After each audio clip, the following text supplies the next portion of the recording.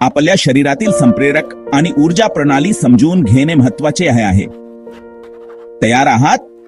चला तर मग.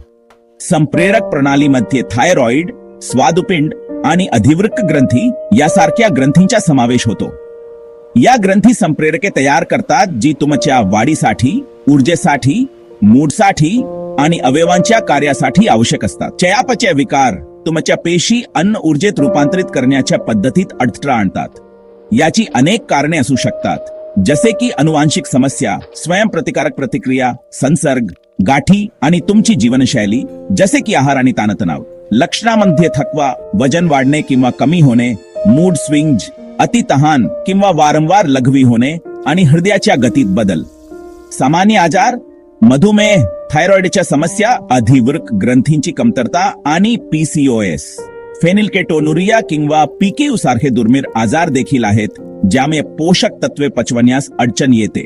धोकादायक घटक, कुटुंबातील एखाद्या सदस्याला हा आजार असणे, वय, लठ्ठपणा, चुकीचा आहार, शारीरिक हालचालींचा अभाव आणि विषारी पदार्थांच्या संपर्कात येणे. योग्य काळजीसाठी नियमित तपासणी, पातळी तपासणे, संतुलित आहार, व्यायाम आणि ताणतणावाचे व्यवस्थापन आवश्यक आहे. निरोगी जीवनशैली स्वीकारून तुम्ही तुमचे संप्रेरक आणि चयापचय आरोग्य राखू शकता. ब्रेक टाइम पत्का. माहितीपूर्ण राहा, निरोगी राहा. जर आजार जुनाट झाला असेल तर काळजी करू नका. केंट होमिओपॅथी क्लिनिक तुमच्यासाठी आहे. भारतात कुठेही असला तरी आता घरी बसून उपचार घेता येतील. लवकर अपॉइंटमेंट बुक करा, फोन करा किंवा व्हॉट्सअप करा. जास्त माहितीसाठी आमची वेबसाईट kenthomeopathy.com ला भेट द्या.